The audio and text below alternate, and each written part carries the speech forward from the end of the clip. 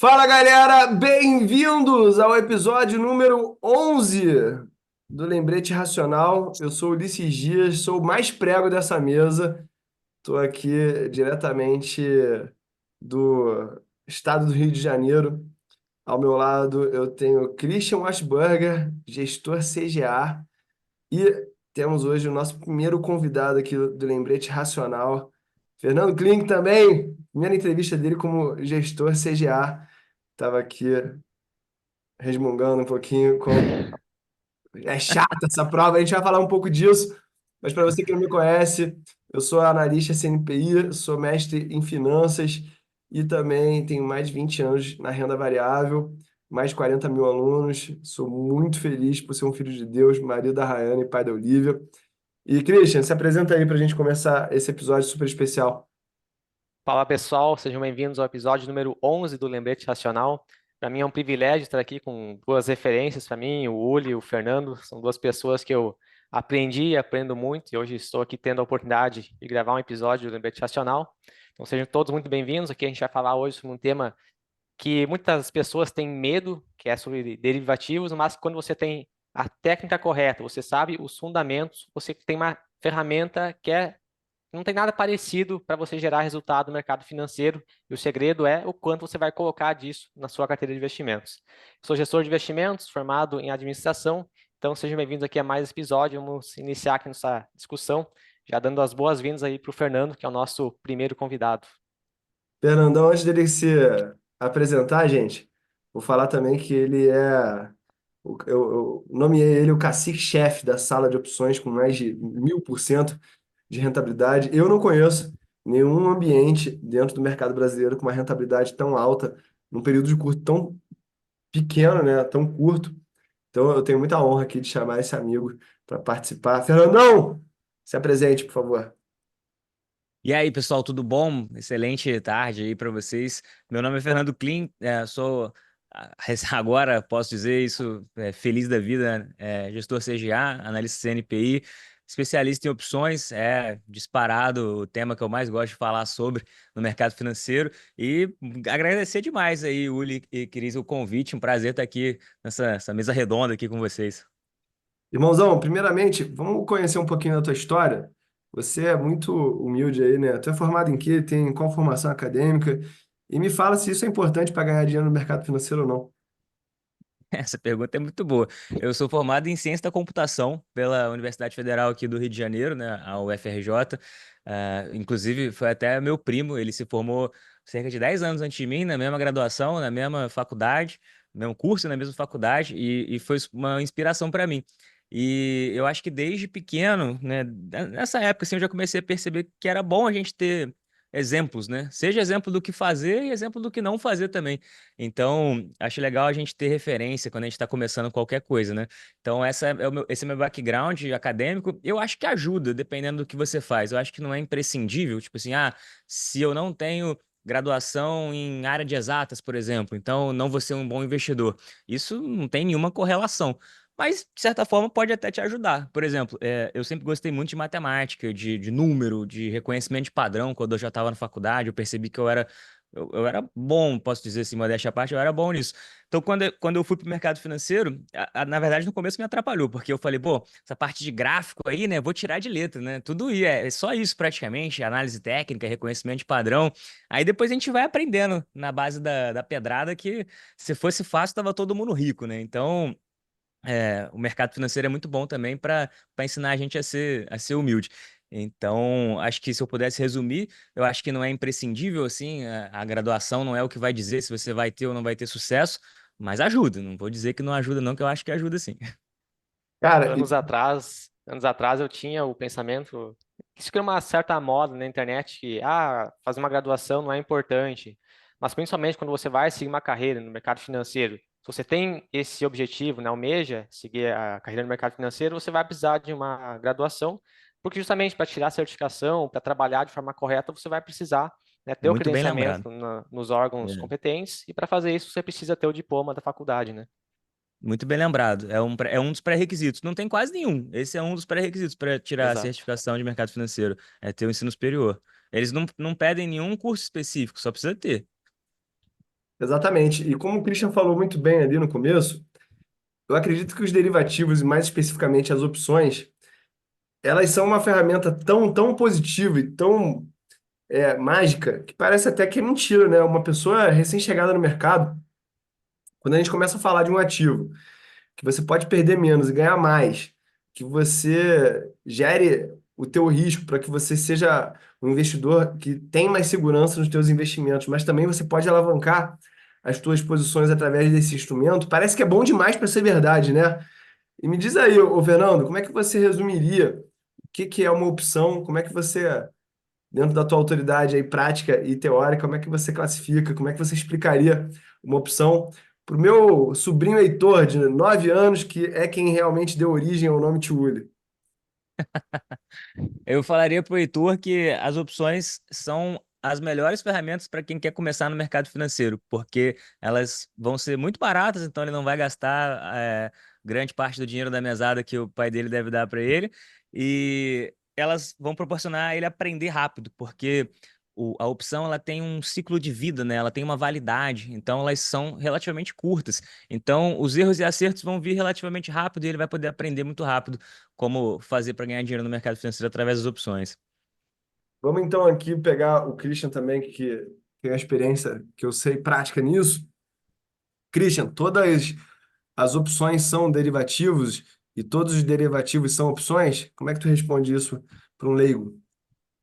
Uma opção, ela é um ativo, é uma ferramenta que vai derivar de um ativo, né? A gente está falando de opções, a opção é um derivativo, como o próprio nome diz, deriva de um ativo. Então, quando eu estou falando de uma opção de compra da Petrobras, eu estou falando de um direito que eu tenho de comprar em determinada data a ação da Petrobras a determinado preço. Então, quando tenho uma visão, né, no mercado, eu acho que o Ibovespa como um todo ele está caro e ele vai cair a partir de agora. Eu tenho minha exposição comprada em ações, então posso ir lá comprar uma put, né, para diminuir essa minha exposição. Caso o mercado ele corrija, né, essa minha put ela vai se valorizar, protegendo o restante, né, do portfólio. Então, a gente tem as opções para nos ajudar tanto a surfar tendências no mercado financeiro, através ali da estratégia de swing trade, a gente pode também fazer hedge, e essas são algumas das principais utilidades, né, das opções, dos derivativos. Estratégias de volatilidade também, muitas pessoas acabam utilizando. Eu não sou muito adepto, né, mas tem muita gente que gosta de fazer o tal do lançamento coberto para gerar ali uma renda. Eu faço, às vezes, esse tipo de operação, mas eu faço às vezes porque eu justamente vejo que existem os momentos ideais para que esse momento, para que essa estratégia ela seja feita, né, e não todos os meses, como algumas pessoas fazem, né? Eu adoro essa mesa aqui porque a gente não concorda em tudo. Isso é maravilhoso. Fala aí, Mas Fernando, eu o só que que tu queria já só sabe disso? ponderar. Eu queria só ponderar. O Uli tinha que ser formulador de prova, fazer parte da banca dessas provas. Aí, pergunta capciosa. Vou dar minha resposta aqui também, aproveitando a esteira do Cris aí. Ah, toda opção é um derivativo, mas nem todo derivativo é uma opção, né? A gente tem outros derivativos, por exemplo, o mercado futuro de índice dólar, mini dólar são Commodities. derivativos, mas não são opções. Existem opções de outros ativos, não só das ações. Existe opção de índice, por exemplo, opção de ETF, né? Opção de BOVA, que é um ETF. Existe opção climática lá nos Estados Unidos. Existe opção de taxa de juros aqui no Brasil, por exemplo, opção de Copom. Então, esse é um mercado que está amadurecendo muito e muito rápido. Então, eu sempre falo isso para meus alunos também, pessoal da sala de opções. Eu falo, pessoal, vocês que estão se propondo a aprender a operar esses instrumentos, querem começar a participar desse mercado, vocês são vanguarda de um movimento que tem tudo para ser um baita oceano azul nos próximos anos. Esse mercado vai melhorar e vai crescer muito ainda. O Uli tá há mais tempo que a gente no mercado, né, Christian? Sim. Você deve lembrar da época que o mercado de opções só tinha opção de compra, só tinha call, só tinha telemar, né? Amadureceu já para o ponto que a gente está hoje. E de hoje até onde eu acredito que vai chegar, eu acho que vai ser uma transformação rápida. Então, quem está participando, quem está aprendendo agora, vai pegar carona no rabo do foguete.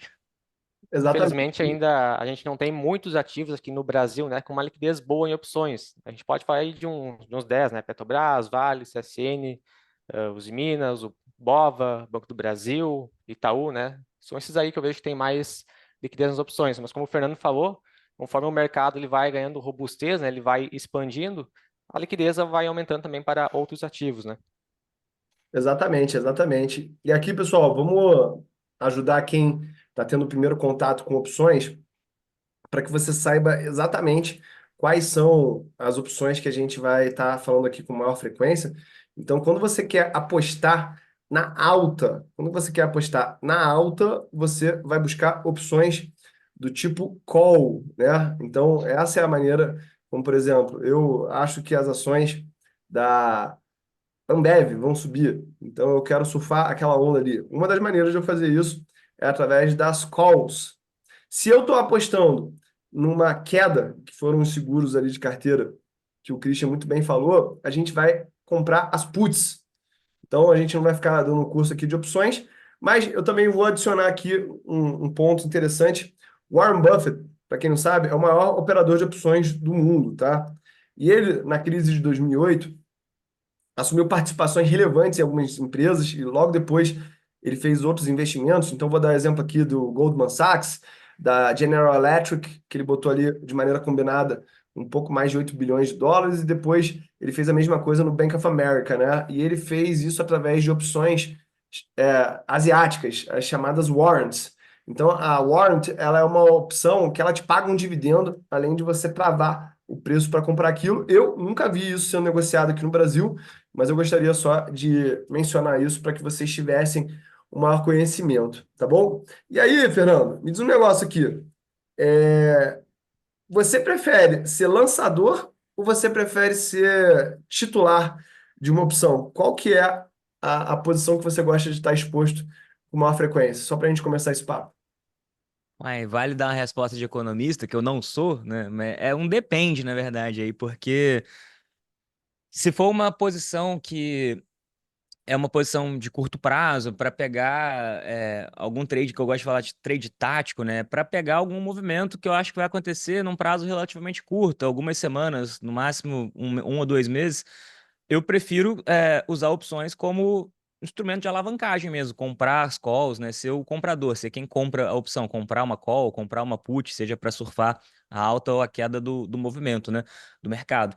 Agora, se for uma operação que eu estou visando melhorar a rentabilidade da carteira ou daquela posição em ações de alguma forma, aí eu vou ficar vendido na maior parte do tempo, né, em opções. Então, depende. Eu acho que se a gente fosse pegar e distribuir como que o Fernando, quando operava, né, porque hoje como analista eu não posso operar para mim mais, infelizmente, queria muito que essa legislação mudasse, mas ainda não mudou, então a gente tem que seguir. Ah, Se eu fosse distribuir a maior parte do tempo que eu operava, provavelmente eu estava vendido. Né? Mas não significa que é como eu mais gostava de operar, mas é como eu mais operei, vamos dizer assim. Então, acho que é uma resposta mais objetiva. Mas eu gosto muito também de fazer os trades táticos, que é a maior parte do que a gente faz lá na sala de opções, inclusive. Acho que tem muito valor. Então, acho que é por aí. E tu, Christian, opera muita opção na prática ou essa é uma coisa que você só estuda mais? Eu opero sim, tá? Determinados ativos, não opero muitos ativos, como eu falei, eu foco naqueles que têm uma maior liquidez. Mas em relação à pergunta que você fez para o Fernando, a minha visão é a seguinte: para mim, o dinheiro grande está em ser titular, é uma opção. Mas eu entendo que você sendo o lançador, você vai ganhar na maior parte do tempo, né? Na maior parte do tempo você tende a ganhar porque na maior parte do tempo a volatilidade está caindo. E quando a volatilidade está caindo, quem se beneficia é o lançador da opção, né? Então, ali nas estratégias de tendências, a gente depende, né, do movimento direcional do mercado. Aí se você compra a opção a seco, você está sendo ali o titular, né? Eu acredito numa tendência de alta, sei lá, do Banco do Brasil, eu compro essa opção e eu preciso que esse papel ele se desloque, né? Então, porque o tempo ele está contra mim, essa opção ela vai perdendo valor conforme o tempo for passando. Então eu preciso, né, que eu corra um movimento rápido se eu estou a seco. Agora, se eu acredito, né, que esse movimento ele vai andar de forma mais lenta, né, aí sim eu posso fazer uma trava, porque eu vou ter uma parte comprada e outra parte vendida, né, da minha a posição ali. Tá, então vamos aqui recapitular para a galera que está vendo o assunto opções pela primeira vez, né? O que pode influenciar no preço de uma opção segundo o modelo de Black-Scholes? É o próprio ativo objeto, lembra? Que o Christian falou que a opção ela deriva de um ativo, então vamos falar aqui da Petrobras. Se o preço da Petrobras mudar, o preço da opção muda. Ela tem um tempo, como o Fernando falou, de vida. Então o prazo até o vencimento também altera. A volatilidade, a gente tem o strike, a gente tem a taxa de juros e a gente tem o dividendo. Tô passando na prova até agora, Fernandão? Tu que é a autoridade máxima nesse assunto? Pô, passando com louvor. Perfeito. Então, pessoal, eu acredito que uma das coisas que mais acaba afastando as pessoas do mercado de opções é exatamente a natureza da curva de retorno, né? Porque é uma curva altamente assimétrica. E para quem aí não está pegando, em termos matemáticos, o que a gente está falando, a premissa, como a gente já falou aqui nos episódios anteriores, eu e Christian, do modelo racional de investimento lá do Markowitz, é que a gente tem uma curva simétrica de retornos. E nas opções, a gente tem uma curva assimétrica, ou seja, a gente vai ganhar grande em alguns momentos, poucos momentos, e a gente vai perder muitas das vezes. E é por isso que a gente precisa ter um mental, uma psicologia, uma mentalidade muito afiada e saber muito sobre o que a gente está fazendo, né? E o Fernando já está à frente da nossa sala de opções aí. Já tem 2 anos, já ou tem 1 ano e meio, Fernando? Vai fazer 2 anos agora em setembro, cara. Tá quase. Ele vai fazer 2 anos, né? Mas antes da gente falar, o Fernando, tu conseguiu trazer o histórico das operações aqui, Fernando? Tem aqui. Antes da gente mostrar isso aí, a gente aqui no Lembrete Racional gosta muito de trazer uma bagagem acadêmica para os conteúdos, para que vocês tenham aonde pesquisar artigos, para que vocês tenham esse conhecimento em outro nível, não de livrinho, mas sim da onde o conhecimento nasce. O Fernando ele trouxe um artigo hoje para gente, trouxe, ô Fernando? Tá aqui, tá na mão. Tu tá aí como host, é só compartilhar e explicar para gente o que tu acha que é importante falar desse artigo. Tá bom. Só um instantinho que eu vou botar no aberto aqui. Só para contextualizar aqui antes do Fernando abrir isso, pessoal, o modelo mais conhecido aí de opções é o modelo de Black-Scholes, tá? A gente também tem um outro modelo que é o modelo binomial. E antes disso tudo, tinha um cara que ganhava muito dinheiro com opções chamado Edward Thorpe. É, Ele tem um livro famoso que eu recomendo muito, gosto muito, que é Um Homem para Qualquer Mercado.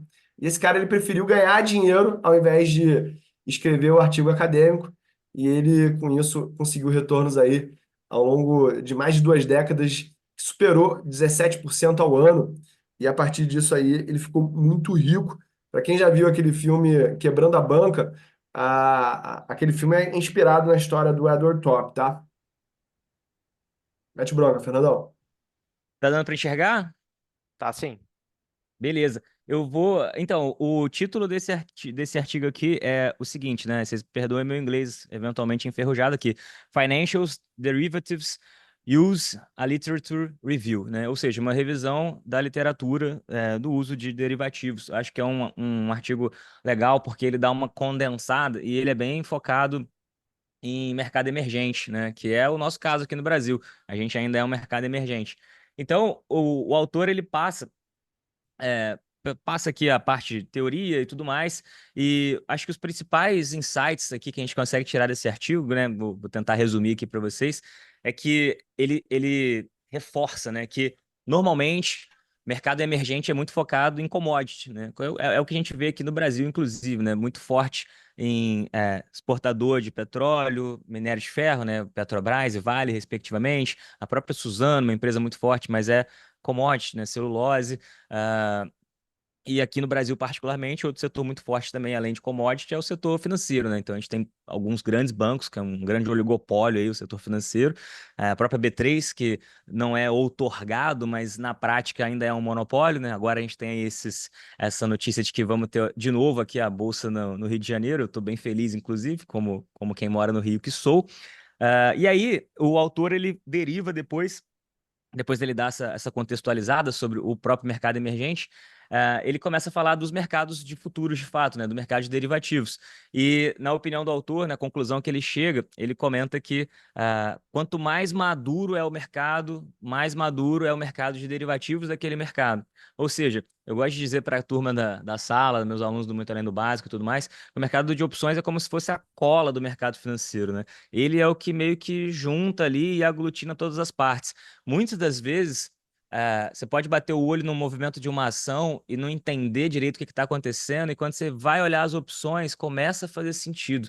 Você começa a estudar e entender os efeitos da passagem do tempo, da volatilidade, seja subindo, seja caindo, de oferta e demanda, nas opções, e aí você entende o que está acontecendo, no mercado de ações. A gente consegue ver muitas vezes alguns players se antecipando a certos movimentos através do mercado de opções, né? Então, quando você consegue pegar ali o Profit Chart, que é a principal ferramenta que a gente usa para dar as ordens de compra e venda aqui, né? Tanto eu, acho que o Uli e o Chris compartilham desse operacional também. Você consegue ver ali o Times and Trades, que a gente chama de fita, né? Onde você vê todas as operações que aconteceram a cada segundo. Muitas vezes você consegue ver volumes gigantescos sendo negociados em opções, em dias importantes, às vezes antes de resultado, antes de algum evento corporativo. Então, é o que eu falo, é a grande cola ali do mercado financeiro, e o autor vai na mesma linha aqui. E depois ele começa a falar sobre uma coisa que eu achei bem interessante, que é a questão de riscos e restrições, que ele fala que em movimentos agudos, o mercado de opções ele atua tanto amplificando movimentos, como a gente viu depois, esse artigo é de 2000, acho que é de 2008, se não me engano. Então, Isso logo aí. depois teve a grande crise financeira. E depois tivemos a pandemia também. Então, a gente viu justamente isso, né? O mercado de derivativos atuando de forma a amplificar certos movimentos, né? A gente viu alguns squeezes acontecendo, por exemplo, GameStop, né? Quem tiver curiosidade, tem até o seriado na Netflix, recomendo bastante, inclusive, para quem não viu. E quando não está atuando dessa forma, o mercado de opções ele tira volatilidade do mercado, ele tira risco, que é justamente, originalmente, os derivativos, as opções nasceram para isso, para tirar risco das carteiras. A gente usa para especular, a gente usa para fazer hedge muitas vezes, mas via de regra eles nasceram para isso, para transferência de risco entre as partes. Eu tenho Estou posicionado em um ativo e esse ativo tem determinado risco. Eu não quero estar exposto nesse risco, ou pelo menos não em todo esse risco. Então, o que eu faço? Eu transfiro esse risco para alguma outra parte. Eu pago para me livrar de risco e alguma outra parte recebe para correr mais risco, né? Via de regra, o que acontece no mundo real, quando você pensa em seguradoras, né? O seguro do teu carro é isso, né? Você paga para a seguradora porque você não quer o risco de, se você bater com o seu carro, ele passar a valer zero. E aí a seguradora recebe aquele seu dinheiro todo ano para garantir para você que, se você bater o carro, ela assume esse risco e te paga ali o valor de tabela FIP pelo seu carro. Depois, se vocês quiserem, a gente dá um exemplo aí de compra também, que eu acho que elucida bem. Mas voltando aqui para o artigo, não quero me desviar, né? Eu acho que essa é a principal conclusão que ele tira, e eu achei muito interessante, que é a questão de como que o mercado de opções ele atua para amplificar os movimentos em momentos de crise, e fora isso, ele atua sempre tirando volatilidade, tirando risco dos mercados, que é o que ele chama de efeito em crises financeiras, que está na seção parte final do artigo. E via de regra, acho que esses artigos eles passam muito tempo também em definição e fazendo a revisão literária, e as conclusões principais, na minha opinião, que eu tirei quando eu li e gostei bastante, foram essas aqui que eu acabei de falar para vocês. Pô, muito bom. Uma das coisas que a gente poderia falar aqui, né, é como a lei dos grandes números ela é importante dentro do mercado de derivativos. E, então vamos trazer aqui para um exemplo fácil que é do carro, né? Quanto mais carros você tem, menos importante é você ter o seguro do carro. Por quê? Quando você tem uma frota muito grande, o que você vai pagar de seguro vai superar o que você vai gastar com sinistros, né? Então, eu vejo algumas pessoas que falam assim: ah, eu não faço seguro em carro porque eu não vou pagar pelo esse seguro. Só que aquela pessoa ela esquece que ela só tem um carro, às vezes, na casa dela, e para ela talvez faça sentido se livrar desse risco. Um outro exemplo, até falei com o Pablito, que trabalha com a gente, né? O Pablito achava que locadora de carro, tipo Localiza, que eles tinham o seguro do carro, né? Mas não, eles vendem o seguro para os usuários que compram a locação do carro, mas eles na frota acabam não tendo seguro do carro, exatamente porque eles têm uma quantidade tão grande de veículos que não vale a pena para eles é, transferir esse risco, eles preferem assumir esse risco e isso gera um retorno financeiro para eles, né? Uma outra coisa importante também que a gente tem para falar dessa história de derivativos foi como isso aí pode estar no balanço de algumas empresas, como estava lá em 2008, né, Fernando? E às Uhum. vezes o acionista ele não sabe das consequências dessas exposições. Isso aí foi uma regulação que teve que mudar no balanço das empresas, simplesmente porque dentro dos derivativos você pode ter algumas posições que você pode ganhar pouco e perder muito, que é o que eu chamo de curvas côncavas, né? E a gente tem como titular as curvas convexas, que a gente põe pouco dinheiro para perder, só que a gente pode ganhar muito grande. Então, lá em 2008, um dos problemas era exatamente o fato de algumas instituições financeiras estarem vendendo opções onde elas ganhavam um pozinho e caso aquilo tivesse uma perda, essa perda poderia ser infinita. E a grande premissa lá que eles erraram na hora de fazer esses cálculos na crise de 2008 é que o mercado americano nunca cairia ao mesmo tempo nacionalmente, né? Então isso levou esses modelos a serem estressados e gerou aquelas perdas bilionárias do sistema. Já vi alguns artigos que argumentam, né, que o uso excessivo ou inadequado dos derivativos pode contribuir para o risco sistêmico. Então, como o Fernando falou, né, ele amplifica os movimentos, porque as opções são instrumentos naturalmente alavancados, né? Por Exatamente. natureza, né? Acho que é legal, até o Uli falou de empresa, e é legal a gente trazer também, por exemplo, nos Estados Unidos é muito normal os gestores, hedge funds e tudo mais, divulgarem aquelas posições deles compradas nos ativos. Eles não são obrigados a divulgar as vendidas, né? E aí, às vezes o cara tá comprado na put, só que aí ele divulga sempre naquele. Eu esqueci o nome do. É K alguma coisa, o nome do formulário que ele tem que divulgar. Aí entra pelo Notional. Só que só pelo Notion você não sabe nada, você não sabe qual que é o strike que o cara comprou, qual a quantidade que ele comprou, quando que ele comprou. Então, muitas vezes a gente acaba vendo algumas chamadas aí meio sensacionalistas de vídeo, tipo assim, gestor tal, famoso por acertar crise tal, está comprado em não sei quantos milhões, bilhões de puts e tal. Mas, tipo, não é bem isso, né? Pô, Tipo, aquilo ali é só uma eu tava exposição fazendo esse total. vídeo agora, cara. Eu tava fazendo esse vídeo agora do Aí, Michael Burry. O Fernando tá aí, falando é do isso mesmo. Michael Burry. Michael Burry, para quem não sabe, é um médico que se tornou muito famoso porque ele previu lá a crise de 2008 e ele que é o personagem lá que o Christian Bale interpreta no A Grande Aposta, né? Que é outro filme também que a gente recomenda muito que você veja. E lá nesse filme, ele acerta, mas ele fica lá comendo grama 2 anos. E agora, em 2023, sei lá, ele fez uma aposta notional em opções put, ou seja, ele estava apostando na queda do SP 500 e do Nasdaq, em total aí de 1,6 bilhões, né? Mas isso poderia tranquilamente ser uma exposição onde ele está apostando muito na alta do mercado e só está fazendo uma proteção, caso ele esteja errada, né?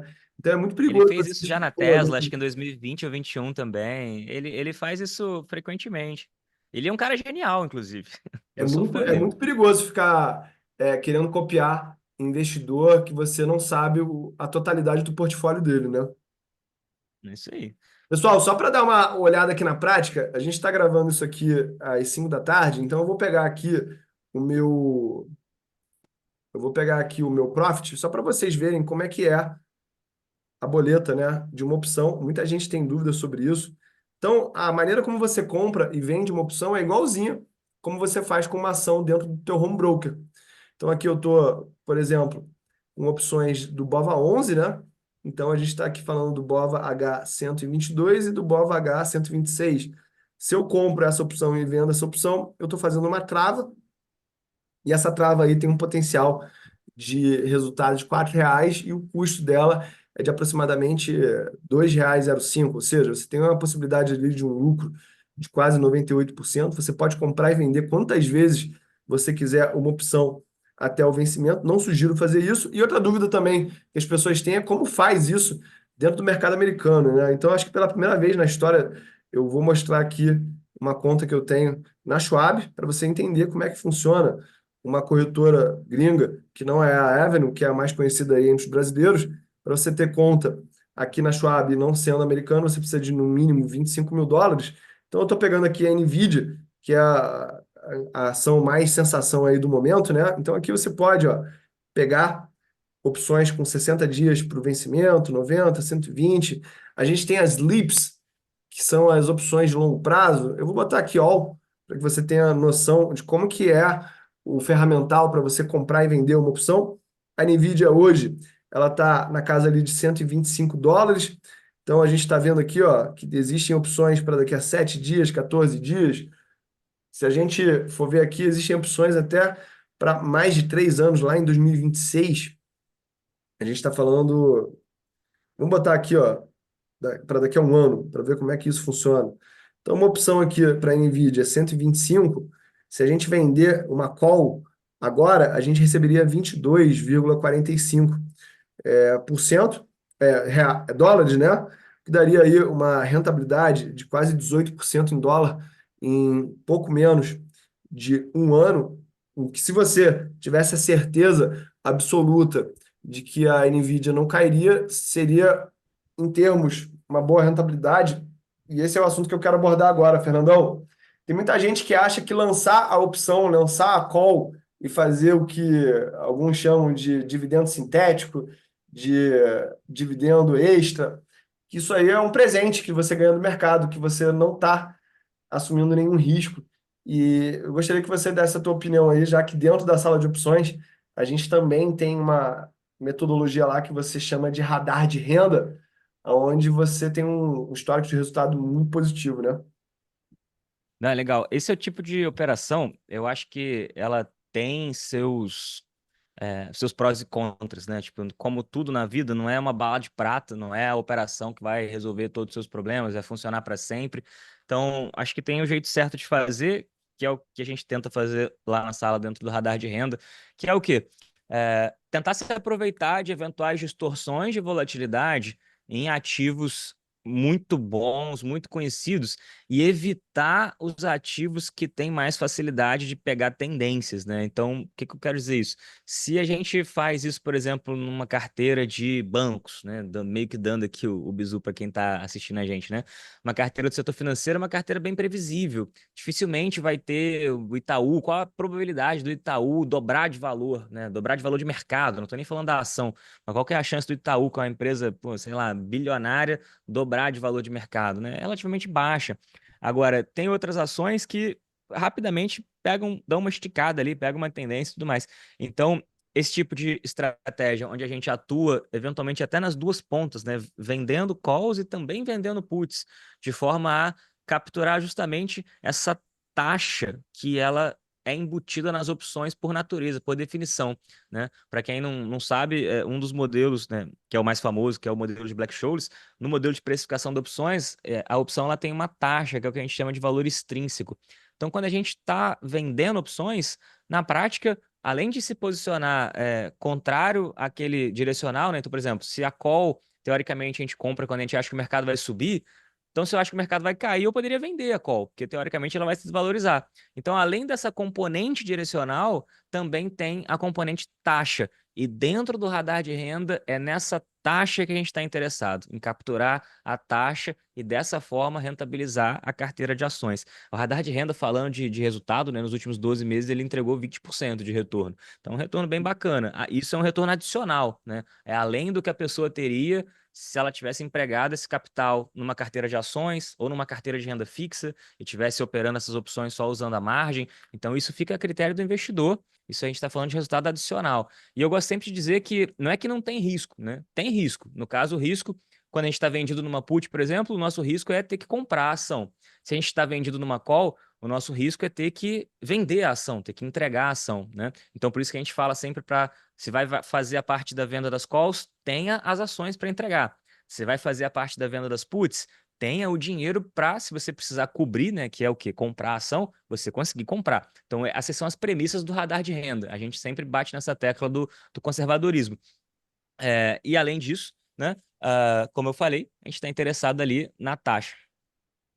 Exatamente. Tu falou aí de uma coisa muito importante, que é não operar descoberto, gente. Isso aí parece ser atrativo, parece ser legal, parece ser bonitinho, mas não façam isso. Isso é como jogar roleta russa com o teu capital, com o teu patrimônio, e a gente nunca vai apoiar fazer esse tipo de coisa aqui. Outra coisa, Fernando, pode falar. só fazer emendar aqui uma pergunta para o Fernando. Em relação ao artigo, né, que você apresentou sobre a importância do desenvolvimento, né, do mercado de derivativos para o mercado como um todo, recentemente a gente teve a criação das opções semanais aqui no Brasil, né? Então, eu vi aquilo ali com bons olhos, né, para a evolução desse mercado. Eu queria saber qual é a tua visão sobre as opções semanais, se tu já vem operando elas na prática. Cara, muito boa pergunta. Eu acho que tem que ter tudo. Acho que tem que vir as opções de vencimento diário também, né? Aquela Concordo. Zero Days to Expire que existe nos Estados Unidos e é uma febre lá, um grande sucesso. Eu acho que é nesse sentido que a B3 vai conseguir concorrer com o que a gente vê hoje no mercado, né? Que é muita gente indo para casa de aposta, muita gente querendo fazer dinheiro rápido no Tigrinho. Tipo, é, eu entendo as necessidades, né? Eu acho que esse é um papo bem mais amplo, né?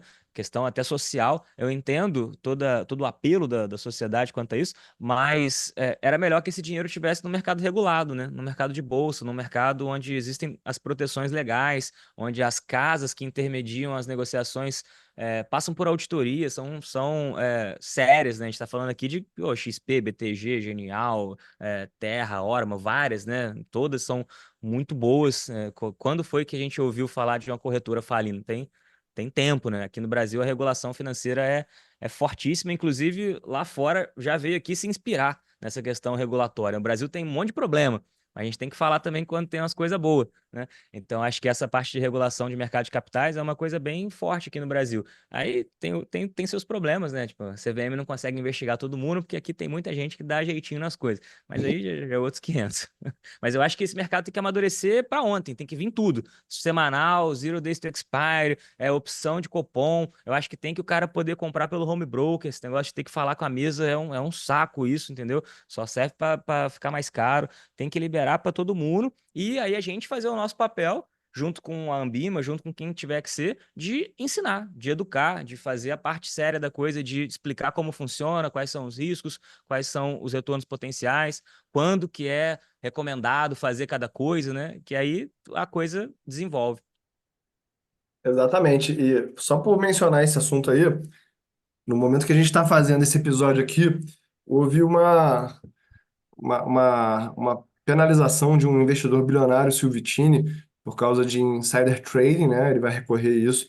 Não estou querendo falar aqui que ele é culpado ou não, mas isso mostra como que esse tipo de regulação ele existe mesmo e existe um boato aí das pessoas que, isso nunca tem consequências. Tem Eu sim. não ficaria nessa narrativa aí de que não existe consequências, porque isso aí pode realmente acontecer e te machucar, tá? Antes da gente ir para o próximo assunto, pessoal, eu vou preparar algo aqui que vocês não esperariam por essa, tá? Eu abri aqui a minha Binance na área de opções de criptomoedas. Essa aqui, eu vou pegar algumas pessoas de calça curta agora.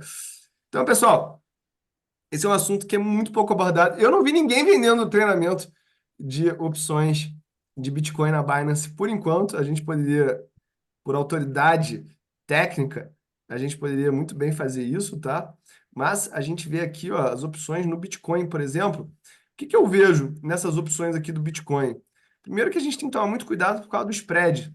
Aqui nas opções, elas devem funcionar da mesma maneira que as opções de ações acabam funcionando.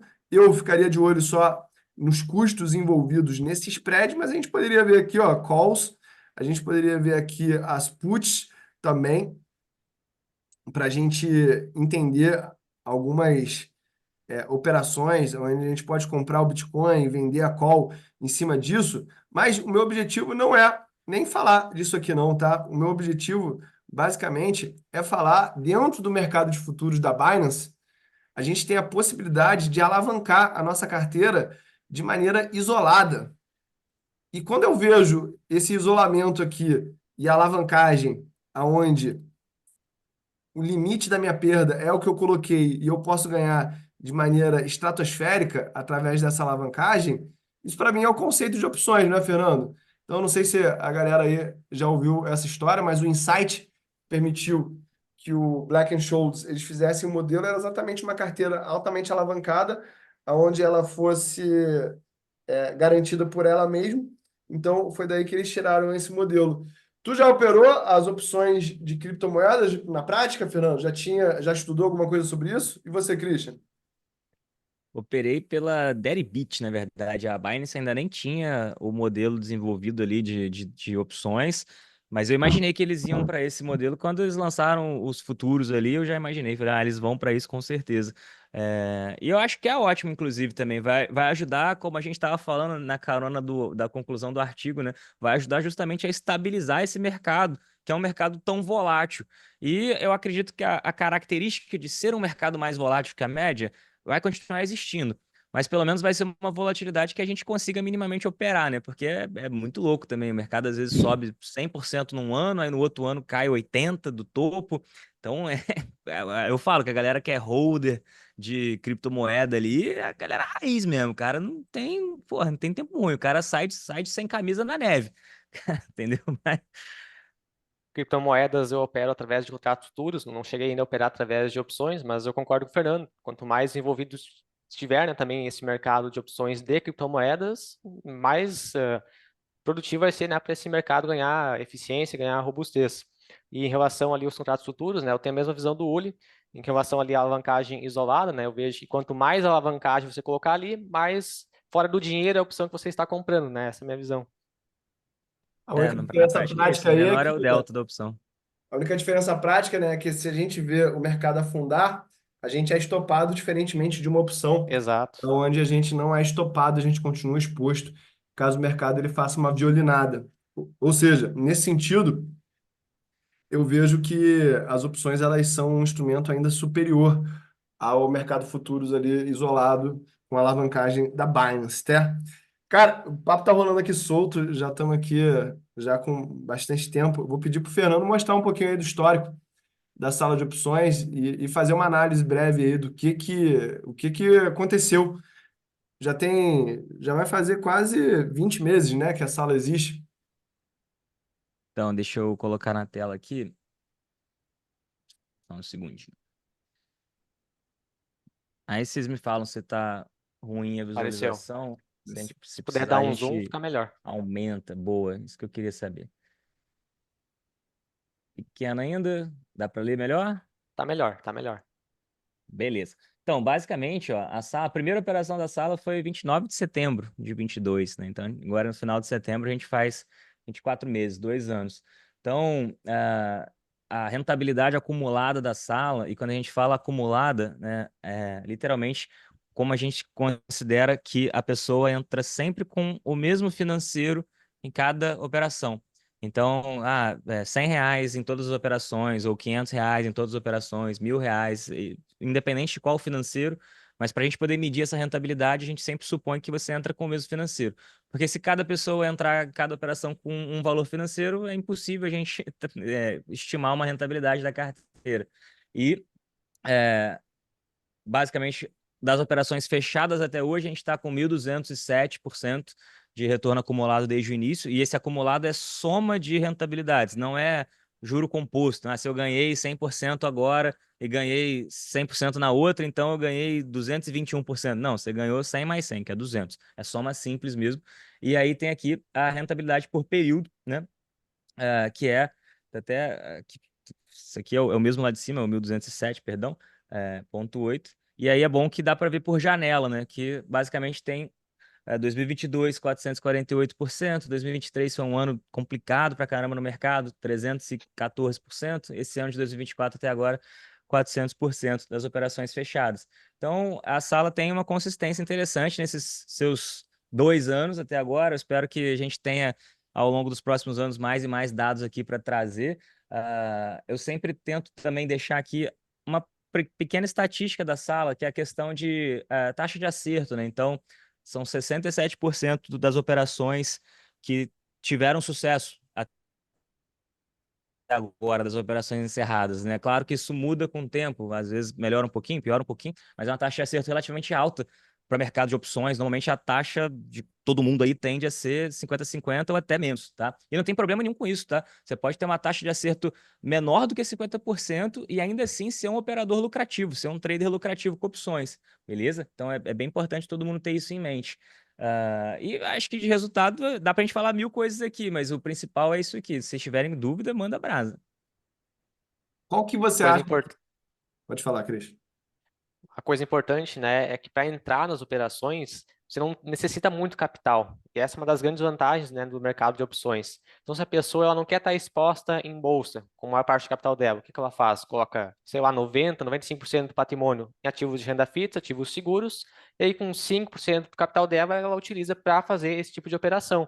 Então, ela vai ter boa parte do capital rendendo lá 11, 12% ao ano, colocando numa NTNB, que está pagando IPCA mais 6,5%, e com uma parte menor do patrimônio ela coloca nessas operações que vão fazer justamente a carteira dela ter um plus de rentabilidade, né? A pessoa que tem muito medo, ela pode até sintetizar um COI, cara. Ela pode pegar e botar todo o dinheiro que ela quer correr de risco, coloca isso numa renda fixa, pode ser pré-fixado, vai estar pagando aí 12% ao ano, quase 1% ao mês. Então vamos supor, você pega 10 mil reais e coloca um pré-fixado, uma LTN, né, do Tesouro Direto. Então você sabe que daqueles 10 mil você vai ter 12% vai ter 1.200 no final de um ano. Você pega esse 1.200 e opera com ele. Você sabe que lá daqui a um ano você vai ter 1.200. Então opera com 1.200 agora, como se você já estivesse operando o que aquela tua carteira vai dar de lucro. Ou seja, você não corre nenhum risco de perder o principal ali da carteira, nominalmente falando, né? Não estou entrando no mérito aqui de inflação, etc. Mas o nominal ali você não perde. Né? E você ainda tem uma capacidade grande de alavancar aquilo ali. Né? Se você estivesse pegando isso aqui, você ia estar correndo risco com 10% da carteira e podendo ter multiplicado aqui depois de um ano e meio por 10 esse 10%. Então a tua carteira como um todo ia ter mais do que dobrado. Isso você tendo corrido o risco só em 10% dela. Exatamente. Essa que é a grande vantagem do mercado de opções, né? E me fala aí, Fernandão, dentro dessa experiência aí, de quase 2.000 pessoas que tem na sala, qual que tu acha que são os três maiores erros comuns para quem quer operar opções e até consumir a sala aí? Bom, essa pergunta é maravilhosa e a minha resposta mudou com o tempo, né? Eu achava que era uns, hoje em dia eu já acho que são outros. Eu acho que o principal e o pior de todos é as pessoas não dimensionarem justamente o lote, né? Ignorarem a nossa recomendação de sizing ali, de tamanho de posição, de risco que elas correm em cada posição. Porque a gente tem uma alocação sugerida ali, que é uma alocação com base em estatística. Essa taxa de acerto que vocês viram ali não está ali à toa. É com base nela que a gente faz a sugestão de alocação recomendada, tá? Então, se a gente falar, poxa, não coloca mais do que X% do teu patrimônio na operação. Aí a pessoa vai, ela tem 10 mil reais em bolsa, ela quer entrar com 5 mil numa operação. Pô, ela vai se machucar. Pode até ser que dê certo uma operação, duas, mas na hora que vier uma operação contrária, e elas acontecem, né? Se eu acerto 67%, tem os outros 33% que eu erro, né? Então, a hora que ela cair nesse universo de erro, ela vai se machucar. Então, ela vai reclamar, vai falar que a culpa é da sala, que não sei o quê, mas, tipo, ela não seguiu o gerenciamento de risco, né? Ele tá ali para proteger justamente o investidor. Então, acho que esse é o pior erro que tem. Se eu pudesse elencar três, né, eu falaria que esse é o pior. O segundo, que eu acho que incomoda bastante os traders, né, os assinantes, os operadores, é a questão de ansiedade, né? Elas confundem, elas acham que é uma sala de sinais, então tem que ter sinal todo dia, tem que ter sinal o tempo inteiro.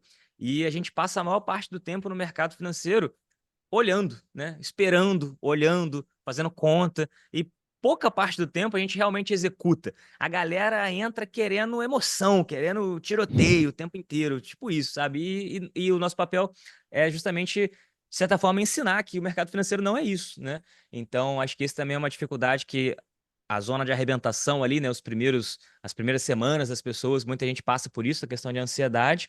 E a terceira parte é outra parte que a gente ajuda na sala, que é justamente a parte técnica. Tem muita gente que quer ganhar dinheiro, entende o benefício do mercado de opções, do mercado financeiro como um todo, né? Mas não sabe, não tem a técnica, não sabe o que que é uma opção, nunca abriu uma boleta. Então, para isso que a gente está ao vivo ali na sala, eu tô 2 vezes por semana, o Uli tá lá uma vez por semana, né? O Uli tem os outros meninos, o resto do time de analistas, sempre ajudando. Então, justamente para poder suprir essa parte da deficiência técnica que muita gente tem, e é normal, ninguém nasce sabendo. Eu também não sabia, o Uli não sabia em algum momento, o Christian não sabia, isso é normal.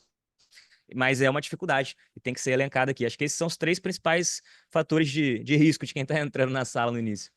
E toda a estratégia passa pelo período de drawdown, né? Então é importante as pessoas saberem disso, né? Como mostrou ali, a taxa de acerto não é 100%, foi de 67%, que ainda é uma taxa muito elevada, né? Aí, a partir disso, Fernando, eu queria te perguntar, essa resposta que você vai dar poderia levar horas, né? Mas como que é o teu processo de tomada de decisão para entrar numa operação? Eu sei que você tem ali as camadas, né, que você analisa, se puder falar de forma resumida sobre como que é essa tomada de decisão. Não, bacana. Basicamente é um processo de top-down, né? Eu vou de cima para baixo nesse conceito de camadas. Então, eu já falei isso recentemente, eu tenho falado muito isso, escrevi nas cartas que eu faço semanalmente também. A gente é emergente, né? E emergente o macro domina. Então, tipo assim, se eu perguntar qual que é a melhor empresa da Venezuela, né? Acho que quase ninguém vai saber responder, porque ninguém quer nem saber qual que é a melhor empresa que está lá na Venezuela. Então, aqui no Brasil, é meio que isso. As pessoas se importam, os grandes investidores, né? O dinheiro grande, que é o que dita os rumos do mercado financeiro, está interessado no como que o país está indo como um todo. Depois é que eles mergulham. Não, beleza, dado que eu vou investir em Brasil, quais são as melhores empresas que tem lá? E aí eles vão descobrir a Petrobras, o Itaú, a Ambipar e por aí vai. Então, o macro domina. Então, essa é a minha primeira camada de análise, né? Como são poucas empresas com bastante liquidez, eu digo que tem de 20 a 30 empresas que dá para operar tranquilo em opções aqui no Brasil. Então, eu acabo rodando sempre as mesmas empresas, né? Então, essa parte meio que micro, né? O que que cada empresa tem de vantagem competitiva, como que elas se comportam dentro do setor, como que elas se comparam com os principais pares, Brasil e exterior. Essa é uma camada de análise, a parte micro, né? E aí, além disso, tem justamente o price action, né, que é a ação dos preços, que é a análise técnica, que é o que vai me dar o timing de entrada. Às vezes eu quero comprar por N motivos, mas o gráfico tá falando que não é para comprar, tá ligado? Então não adianta brigar. Então, essa parte de timing é muito importante, e eu acredito muito fortemente nela, mas assim, é o feijão com arroz da análise técnica. Eu não fico viajando na maionese, pintando 1 milhão de figuras, o canguru perneta no gráfico. Não, é feijão com arroz mesmo. Suporte, resistência, tendência, pivô, projeções, alvo. É basicamente isso que eu uso no dia a dia. E as partes de sentimento e volatilidade, que eu acho que andam muito juntos, mas são duas camadas que tem no meu framework. Aí já é uma parte um pouquinho mais técnica do mercado de opções em si, mas eu gosto muito de olhar. Fernandão, me diz aqui um negócio. Dá para fazer day trade de opções e você conhece alguém que é vencedor nisso? Uma vez eu respondi isso no Gamecast, cara. A minha resposta vai ser a mesma. Dá para ir andando daqui até o Alasca? Tá. É provável? Não, sabe? Então, assim, dá para fazer day trade de mercado de opções? Claro que dá. A gente fez um na sala. Teve uma operação que a gente abriu e encerrou no mesmo dia. Foi Ambev, uma vez específica. Mas, assim, um caso totalmente pontual. Então, assim, dá para fazer? Dá. Conheço alguém que é vencedor fazendo day trade de opções? Não conheço, tá? Não conheço. Mas deve existir, talvez exista. Eu não conheço. Também não. A ausência de evidência não é evidência da ausência, né? Como dizia Vou no beco Taleb. do Não é porque eu norte, não vou no conheço beco que do não norte. tem, mas eu acho que não tem. Tu conhece, Christian, algum vencedor de day Não, trade de não opções? conheço. De Galera, day trade normal, conto nos dedos, né? Com opções, não conheço nenhum. verdade, verdade. Galera, a gente, pô, poderia ficar aqui contando vários e vários casos, mas acredito que a gente pode deixar isso para um outro episódio. A gente aqui no Lembrete Racional vai entrar numa nova fase, onde a gente vai começar a fazer convites para profissionais do mercado. E foi uma honra aqui ter o Fernando como o nosso primeiro convidado. É um amigo que a gente respeita muito do ponto de vista técnico, mas também do ponto de vista de coração, né? A pessoa é muito amiga dos amigos. E é só o começo. Ô, Fernandão, a gente aqui, além disso, eu já fiz a minha recomendação do episódio, que é Um Homem para Qualquer Mercado, né? A gente sempre deixa um livro aí para audiência, para ficar recomendado. Primeiro, Christian, fala aí o livro que você recomenda e depois a gente vai dar um tempo aí para o Fernando pensar. Primeiro, eu quero agradecer ao Fernando, né, pela participação aqui no episódio, contribuiu demais conosco e com a audiência também, né? O Fernando é um cara que eu admiro demais aí no mercado de opções, é a minha referência, né? Quando as pessoas vêm perguntar, mercado de opções, quem eu posso aprender? Eu sempre falo do Fernando. Mas o livro que eu vou recomendar hoje é o Fique Rico Operando Opções, do Lee Lowell, tá? Apesar do nome, é um livro que tem conceitos ali bem interessantes. Então, eu recomendo a leitura para o pessoal que está acompanhando aí o Lembrete Racional. Pessoal, um prazerzaço. Muito obrigado pelo convite. Foi uma honra, ainda mais depois que eu fiquei sabendo que eu era o primeiro convidado. Fiquei até pesado. Falei, pô, que privilégio, que responsa. Então, assim, obrigado. É...